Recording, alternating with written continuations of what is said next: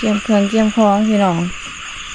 ไอ้คำแจ้งโทรมาว่าถืองูกัดไปแก้รถว่าถืองูกัดว่าไปซักยากับบ่มียุ่งหมอที่มาเบิ่งก่อนแบบงูป้านี่งูในหนังในฟังนี่นี่งูน้อยๆนั่นครบว้าพี่น้องยิ้ววันนี้คักอีพี่พุ่นต้อมหน้าต้อมตาเป็นฟุ้งอยู่พี่น้องคักบ่นสบายดีการทักทายสบายดีพ่อแม่พี่น้องและFC เบิร์ดสุขุสุขเด้อมื้อนี้ก็มาอยู่กับน้องลาดสายกินพี่น้องมื้อนี้บ่ได้มากินเด้อเฮาสิพามาจับแมงเมาพี่น้องจะมังเมากินคือเก่าหยอกนี่เพิ่นได้หลายนี่ขัวแสบเด้นี่อันน่ะมาตรงเอามันเนาะมันมาแล้วก็แบบมันเมื่อมันไตเมื่อมาบินมาปีกมันหล่นเอาปีกมาถึงระวังจะเปิดมันสิเข้าไปมื้อนี้พี่น้องก็แบบเปลี่ยนบรรยากาศเนาะนี้น้ำท่วมมานอนเตียงหน้าพี่น้องน้ำท่วมเมื่อแล้วก็มานอนเตียงหน้าป้าจังได้มาสิเข้าได้ละบัดนี้โอ้จะเขาไปเปิดทั้งลังเลยขีดไปทั้งลังอะไรไรเงี้ยสิพี่น้องก่อนจะไปเบิ่งคลิปน้องรัดก็ฝากกดไลค์กดแชร์เบิ่งโฆษณาให้เด้อก็คือผ้าน้องรัดเพิ่นมานอนให้นอนหน้าพี่น้องอันนี้คืออยู่หน้าเนาะนี่แต่เสียงเขียดโอดาดเนาะผ้าน้องรัดมานอนหน้ามือแรกขึ้นแรกพี่น้องเพราะว่าเห็ดตะกาเนาะไทยหน้าเห็ดตะกาเห็ดวานกาอย่างนี้แหละพี่น้องก็ต้องนอนเผาพี่น้องเนาะลดล่างอย่างนี้แหละใส่ขิงเล็กใส่ยังก็เลยมันแกะเข่ายากเนาะก็เลยพาน้องส่วนน้องรัดเพิ่นนอนหน้าเลยซะแต่ว่าเขาเกลียดใจอยู่ได้แบบนี้ยังแต่ก็แค่เล็กงอให้จ้ะงอยังเจ้าหน่อยจังสิงอตอนแรกก่อนเห็ดโมเกลียดเลยก็ทำหน้าตาเซยบางแน่พี่น้องตาคำแสงก็ได้งอเมียเน่จักหน่อยก็ยังดีอันนี้ระบายให้เมียอันนั้นเศร้าเองหัวอยากเศร้าแล้วก็เศร้าบ่เศร้าแล้วก็แล้วไปเขาจะเซตยังมานี่ฮะงอโดเขาใดที่นอนในที่นอนก็ว่าไม่เราซื้อจะเดินเด้ยูเนกาเป็นสีหายพี่น้องที่นอนนี่เขาใส่นอนเดือนเจียงเดือนมีคนเดือนชาเดือนชีคนเนี่ยอันนี้กับบตุ่มเด้มันสิมีแบบเป็นอันนี้เด้มาพี่เอาโค้งเขามาได้สิให้ขาวก้อนจะจังขาวเขาเบิ่งนอกก็ได้ไม่เห็นหุงอยู่บ่เลยเห็นหุงอยู่บ่นี่พี่น้องสิมาเปิดที่นอนง่ายพี่น้องไม่ใช่ลายบ่มีอะไรเนาะเปิดจังไหนแหละบ้างเดี๋ยวมันเมาก็อย่ามันเข้าไปไหนว่าดีแต่ว่ามันมีหมกเปิดทางนี้บ่ไม่ขาดกระทอดออกก่อนตีมันก่อนนอนหน้าพี่น้องเครื่องอุปกรณ์ยังบ่ทันได้พร้อมเนาะก็เลยเอาเต็นท์ออกมากางนอนอยู่เที่ยงหน้าเลยหมองบางที่นอนก็ยังบ่มีทาปูบอลทาปูนอนก็ยังบ่มีพี่น้องก็เลยอยู่หน้านี่เนาะก็ข่อยเบอร์ซีอันนี้ก็ข่อยนอกซีนี่เนาะตัวได้ยังดีตัวได้งามๆมันคงเจ้าเลยคนเหลือซีตัวได้ขี้ลายคงคอยนี่หูพายอยู่เด้อพี่น้องเด้อมักแห้งอันนี้นะเชื่อไรแต่ว่ามันเกาะใหญ่ได้เขาจะเอาไปแบบว่าไปยางปลาน้ำไงมันหนักคือสิได้นอนไปอยู่เพื่อนเลยนี่นะแนวเขาสุดนอนว่าซั่นซะเขาชวนใส่โต๊ะแล้วก็นอนนะพี่น้องยามหนาวเนาะแต่ยามร้อนนั่นนี่ก็บ่ได้ใส่ดอกมีแต่เอาปูนอนแหละตบซีนอากาศนี่พี่น้องแถมนี่เป็นคือแบบเอียงเกาะนี่นะต่างประเทศนะเปิดเอียงมันหุ่มไว้อันสมุนเงินพ่ายเอียงเกาะเอียงตัวว่าคอซบเขาหันมาทีเนาะหนาวเป็นนั่นแหละนี่นะอะไรคะเด้จะเคยเอิงวะต้องปล่อยฟ้าสันจะต้องพาขึ้นเขา ปู มันมี10ได้นี่นะถ้าแบบประตุ่มก็ได้พี่น้องแบบถ้าปูเนาะนี่นะนี่โอ้นี่มันถอดได้เฮ้ยบ่ได้ไม่สุดไม่คิดแล้วฝนตกมื้อนี้ก็สิให้ไอ้คำแซงไปอยู่น้ำให้พี่น้อง บ่นะ เด็กว่าสิง้ออันนี้นะ ง้อแม่อีสักทุกพี่น้องยังเมา ว่าสิง้อ หมาลายลี นี่พี่น้องเนี่ย สิออกนั่นได้ออกมันก็หมุนเขาเล่นงอ ดูเรียบร้อยจะอาบน้ำก็ได้บัดนี้ มีเที่ยงให้เที่ยงหน้าพี่น้องเสียงเขียดก็เบาอยู่ สีผ้าเราเปลี่ยนแล้วจ้ะ สบายดีเด้อพี่น้องกันสบายดีอยู่หน้าเนาะหลังจากที่ฝนตกพายุเข้าน้ำท่วมเนาะก็ผ่านวิกฤตไปเรียบร้อยแล้วพี่น้องวันนี้ก็มีแต่อยู่ให้อยู่หน้าให้ไทยหน้ามื้ออื่นให้น้องรัดไทยหน้าให้เบิ่ง โอ้ย ไปเบิ่งในคลิปพี่น้องน้องรัดเป็นไทยหน้าเนาะ แมงเมาอันนี้ เพิ่นว่า โลนไม่ได้ เจ้าบ่ต้องเฮ็ดแล้วนะเจ้าเพิ่นน่ะขอสิเฮ็ดเองหนึ่งไทยหน้าเพิ่นว่า อันนั้นได้จะสิงอค่ะ หน่อด้วยกันให้เจ้าขับรถไทย เป็นเลยว่าแต่สิบ่ผ่าไปทุกละตดเมื่อ5แม่ข่อยแล้วบัดนี้ โอ้ยเหงื่อโลด ว่าเขาเมื่อเด็กจะสิโอ้ มีได้จะสิมาเลยอย่าปากแข็งไปอยู่หน้าให้อาบนี่ หม นะ อเสียอาบก็ยังสิให้เขาอิ่วให้ เอาก็อยู่หน้าให้อาบนี่ตี้ว่าตอนนั้นนะ ตอนน่ะตอนใด ตอนมาอยู่ใหม่ๆเฮ้ยเอาหน้าเขาสิอยู่หน้าให้ ตอนนั้นมันก็บ่คือเก่าแล้วเนาะตอนนั้นก็ตอนนั้นตอนนี้ก็ตอนนี้ โอ้ยลูกเต่าว่าทันใดคมมันเด้ ไปแม่เลยไปหาอาบผู้ มาอิ่วให้แน่ ไปอิ่วน้ำ มา บ่ เร็วมาโดดจ้ะอยู่หน้าคน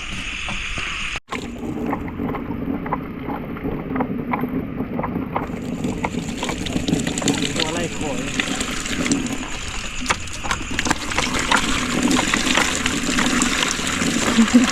เด็กมืดๆในเด้อพี่น้องไฟเฮาแบบบ่ทันเพียมพร้อมก็แห้งเติบอยู่แต่ก็บอกว่า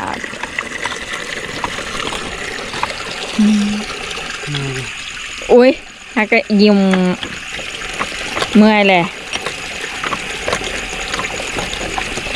ประหยัดแน่ โอ้ยน้ำบริสุทธิ์เฮ้ย บ่ได้ซื้อก็โคตรจริง อันเนี้ยเอิญฮะนะ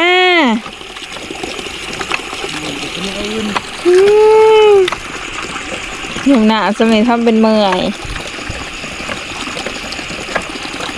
บัวท่านได้จับเบิ่งหนาวสามว่ามันเย็นมันอุ่น คอยต้องหาอยู่หากินพูนถ้ามันอยู่หนามันมี เอ้ยก็เป็นผัวที่ดีแต่ว่าอย่างหนาวให้เมียผัวซอยเมียซอยกันมันก็ได้ไว้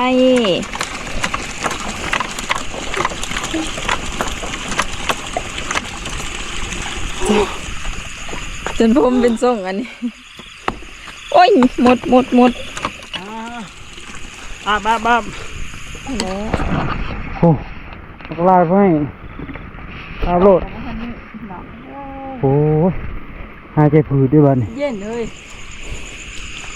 หายใจผืดด้วยบ้าน น้ำมันเย็นจังเลย กำลังจะโยนมาคอยอาบเด้อ อ้าว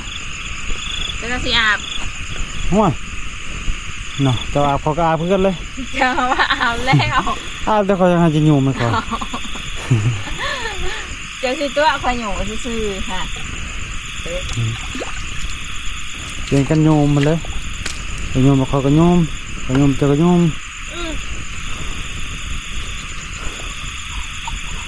แข็งๆเลยรัว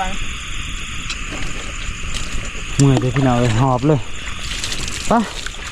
เดี๋ยวยี่ป้าพี่น้องมาอยู่ให้นอนพักผ่อนเนาะเจอกันทันทีเอาหน้า ๆ อาบน้ำมาไหนที่ข้าวแหล่เลยพี่น้องอาบน้ำมาไหนเนาะเดี๋ยวคำแสงสีขึ้นนอนให้น้องรัดเพิ่นไปเยี่ยงเขียด เอาแล้วต้องเอาบาจันจะต้องมีอย่างนี่อ่ะ ไปพี่น้องเจอกันจะหน่อยเมื่อยเศร้าเมื่อยก่อน อุ้ยสับนิดนึง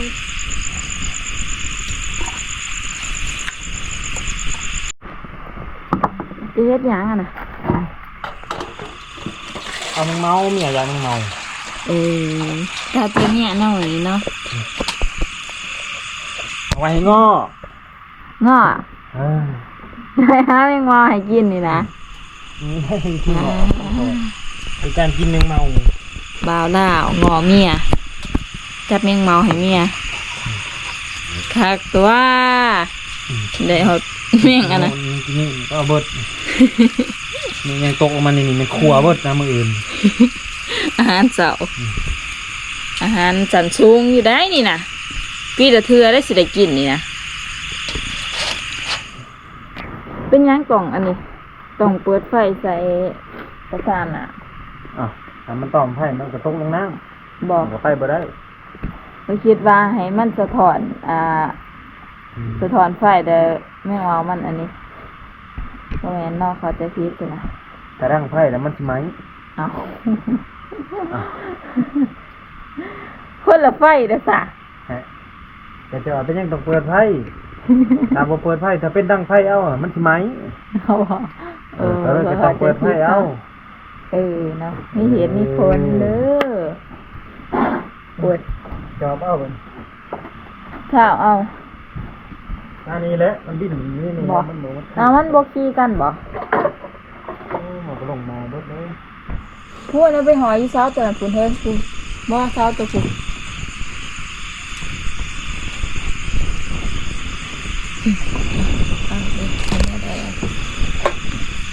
เป็นอะไร เปลี่ยนไปทันทีแล้วนึง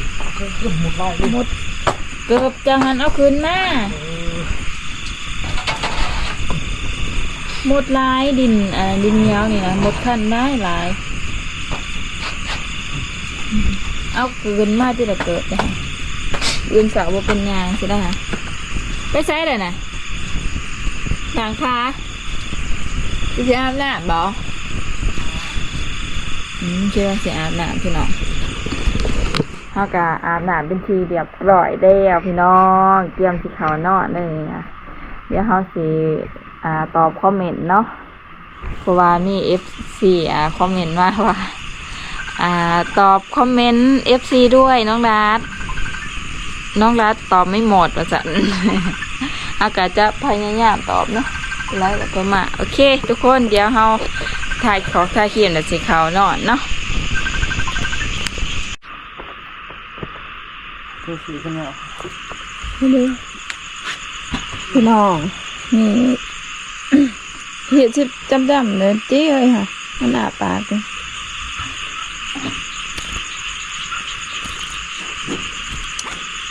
เกียมเครื่องเกียมคองพี่น้องไอ้คำแจ้งเข้ามาว่าถูกงูกัด ไปแก้รถ เอาว่าถูกงูกัดว่าไปซักยากับบ่มียุ่งหมอเนี่ยเบิ่งก่อนแบบอันนะ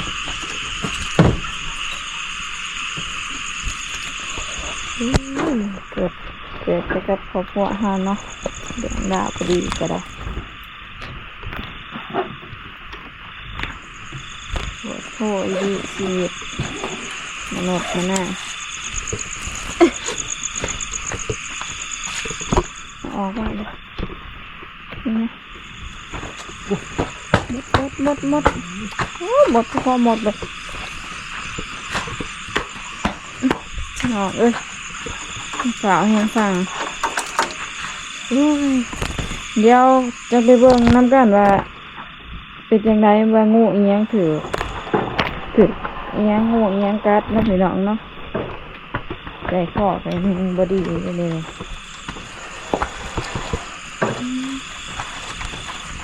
โอ้ยแมงวาวไอ้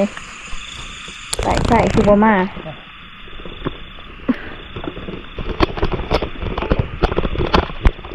จะพูดว่าใส่เลยอะค่ะ ำลังวัดนอนแล้วก็อายโทรมาพี่น้องไปเออ หมู่บ้านนี้เขางุ่มในหนังในช่างนี่ มาเบิ่งนี่พอป้อม มาเบิ่งพอปอม คนอย่างอื่นต่างกัน เงินน้ำพ้นมาเขาไปนี่เงินข้องนะครับมันอ่านพัก ใช่ว่ามันครบ โอ้เลยปะโทษห้ามเฮ้ยบอกห้ามโทรศัพท์ ยับออกยับหน่อยมี โถเพื่อนบอกไม่ได้ ออก อ่ะ นี่มาเบิ่ง คนบุรีนี่ หมู่ป้า ฮะ ป้า ห้าวนี่มางูช่างมันอยู่ในหนามมันได้ล่าอย่างเอาเห็นตัวเห็นแล้ว โอ้ยลูกมันนี่อยู่ใต้ชั้นนี่น้องเขา ว่านนี่ น้องกระบอกกินไปมันไล่แท้หมู่ป้า เอาเพิ่นกวดเบิ่งล่ะบ่ เจ้าเลือด เดินต่างกันนะฮะ บ่มีช่าง เป็นว่า จับแล้วคน ที่ นี้บ่เห็น ที่มันว่างู เล่นเลือดบ่มีอันบ่มี นี่ มันบ่เห็น พวกนี้น้อยนั่นครบ อ ไปเหยียบมัน ตะเกียบใจยังแล้ว ยางนั้นจำอันดี มันหาใช่แล้วปนีหานี้หาใช่หาหนามกับปนีหาเจ้านี่มันก็หาลูกมันอยู่ในนั้นนั่นแล้วมันอยู่ที่เขาไข่นี่แล้ว กระโทษผิดประมาณ5นาที แม่นะตอนเว้นนี่นี่แหละ ต้องเขาไปกับ ให้หูกับไทยเท้าเท้ามือ ว่าคันโทษผิดมันครบประมาณบ่เทิงพอ10นาทีสัมภา เจ้ามา นาที มัน มัน นะ ก็ปวด โอ้ยชีวิตพวกแล้ว ผมชมวิ่งออกตอนเลยแกวิ่งออกต ผิ อ ด น มันก็ปาก นี่หัวมันงำมันนี่ฮะโอ้ยปิ้งยากทุกแท้งูหนามมันนี่ ไป ปิ้งกินแล้วขอกระเพาะหัวพันปิ้งคนมองก็ไม่ได้สู้เป็นน้ำมันกับน้ำจ้ะเป็นไม่ได้แห้งจะเถื่อ ปีนเบิ่งทางถอง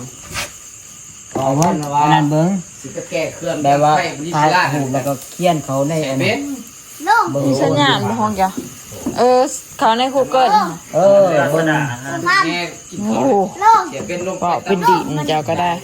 ไอ้อุ้มทางก็ต้องขึ้นมา ชัดเจน บอกว่า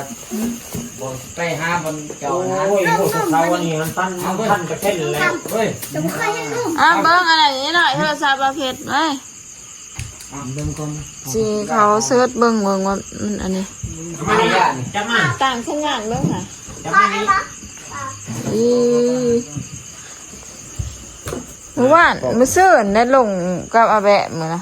เฮ้ยลูก น้อยก็แค่นเนี่ยหน่อยกับตัวซ้ำนี่แหละอยู่ในน้ำแบบนี้ได้จังซี่เลย มันออกหากินป้ากินอะไรกันตะพัง ลูกมันทำนี่มันทิทัศนากินแมงสังมันก็ง่อยน้ำพีตะพัง อันนี้มันยากมันโคกแล้วมันสิอยู่มัน เบ้นเราดูน้องคำบ้านแล้วว่าลาย โค แผล กอยู่ตั้ม เดี๋ยวสิเสิร์ชเบิ่งอัน ของน้ำมันลงบนแล้วก็ไปอยู่ตั้มผงตั้มนั่น ก็บอกต้มแล้ว ตื่นมันนี่ เสิร์ชเบิ่งผู้เกิดหรือว่าผู้ใดค่ะ ยัง ลูกป้า กัดโดน ลายเขาอันนี้นะ ลง ต้นดำมันนี่ ไปแบบคืองูป้าไป เขาบังครั้งนี้ต้นดำมันนี่ก็มันก็เป็น พัง เห็นบ่ เลย โอ้ เดี๋ยวหน่อยไปนอนไหนอย่าหน่อย ไปช่างอ่านห้างไทย นี่ก็ได้จับเบิ่ง ทางผู้ส่วนเนี่ย ตัวนี้นี่คือตัวนี้ก็คือ นี่แหละตัวสารนี่ตัวนี้ตั้งอันนี้นี่ จำเขาไปอ่านเบิ่งทีละบ่มีตัวเดียว คนละอันกัน อันนี้มันบ่แม่นต้น ตัวนี้นี่นะก็หัวนี่ นี่ก็สิแม่นนี่ นี่ ก็ ก็ นี่ แม่ ยัง น เอาเลยเพราะตัวพังงานตั้งตัว ยืมแล้วเงินนี่ นี่เดี๋ยวนี่หูขาไปยังก็ดิขีวขาวดิมันเดียวรถงูนี่ มันใช้ข้อมูล จำเขาส้ม สวัสดีท่านไปฟังไปซื้อเป็นหน่อยเล่าคนหนึ่งหนึ่งซองเป็น30 อ้าวก็คือว่าขอหมดลงเนาะ มาให้ขาย โอ้โห ใครหูบอกแน่ บริลา อ่านคอมเมนต์บ่จัก เขามาเหยียบ ซอง หนินไหวเล นี่ ย ดิงูผี งูนี่บ่มี โอ้ พิษเด้อ มีพิษ ไปขาย พี่เพชร เคยคบไปแล้ว 75,000 อันนี้บ่มีพิษไก่โยซะ ว่ากัน ฝากได้2โลนะ เบิ่งในหัวมันกับหูจักหลายๆมันข้างหัว กันดิ แต่ข้างหัว ฝากซอง อันนั้นแม่นบ่เด้อกันนะ บ่มั่งตัวนี้ตัวดำต่างกัน บอ แบบ สี เดียวกันเลยนะ สีอันนี้เดียวกันหรอกแต่ว่า อันนั้นมันแจ่งกว่า แดงไทยแกงไทย ปลูกเขามันแบบอันนี้ จะทายแล้วจะอ่านเบิ่งโลดว่างูมัน บ่มีพิษ บ่มีพิษ มันบอก อ๋อ นี่บ่งูมี เบิ่งไล่หัวมัน บ่ บ่มา มีพิ นี่ ษ นี่ตัวนี้ นี่ บ่มีพิษเขาว่า มันมีพิษมันบอกเป็นขาดงูน้ำเนาะ มันจะมักอยู่ในใสในน้ เป็นงูน้ ำอ่านเบิ่งพอหัวปิ่งทั้งทักล็อกที่หลีอยู่จะพันบ่ได้ชุกจ่า ำ จ่าบ่เหมือนกันคือชินไก่แล้วหลากคอยกินก มีไฟเว้ย ำใหญ่ที่เหลือก็ตัวทำแกนนี่เนี่ยแล้วหลากนี่คืออันจัง สอง งูเลื่อมงูหวไทยเอิญมันเลี้ยงกอดมันเลี้ยงได้งูนี่ อ๋อเขาก็ ไงแล้ว จะถามดิว่า โอ้ ผู้ใด เละ หัว ละงูนี่เละละ ไม่นอน อันนี้แม่นบ่ สอง ตัวน้อยๆฮะหนังสือตัวน้อย สาม อันนี้ก็แก้พิษบ่อนมันคือแก้พิษแก้ปวดซื่ออันนี้มัน ๆ ตา ตาม แก้ ซื่อ ปวดตานเสือ เสือมันพอ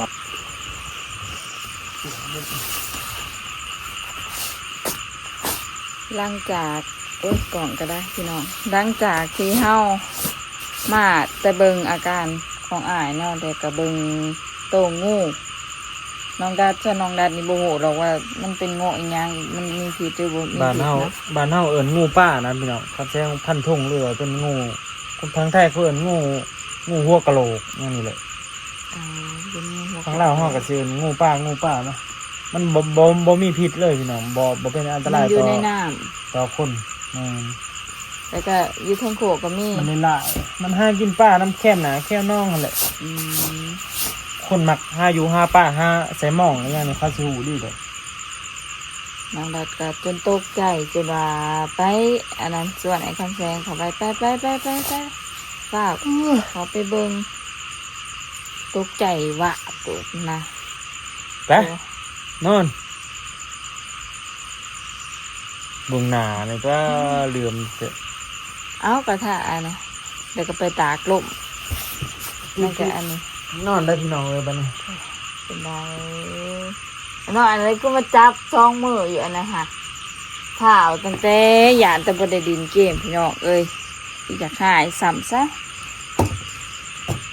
มากแต่แทะเกมอันนะฮะนะโหดว่าโพกับเกมกับอันนี้บันเดียวสิตื่นสวยแล้วเห็ดเบียกหั้นนะ ก็เป็นไปใส่ นั่นแหละคันเฮาว่าอะไรมันว่าบ่ได้หรอกนะ สิเป็นไปเช้า โอเคพี่น้องน้องรัดก็สิได้จบคลิปไว้เพียงสามีเนาะจังไดก็มีแต่ฝากทุกคนกดไลค์กดแชร์และที่สำคัญแฮะเบิ่งโฆษณาให้น้องรัดในเด้อเป็นการสนับสนุนอีก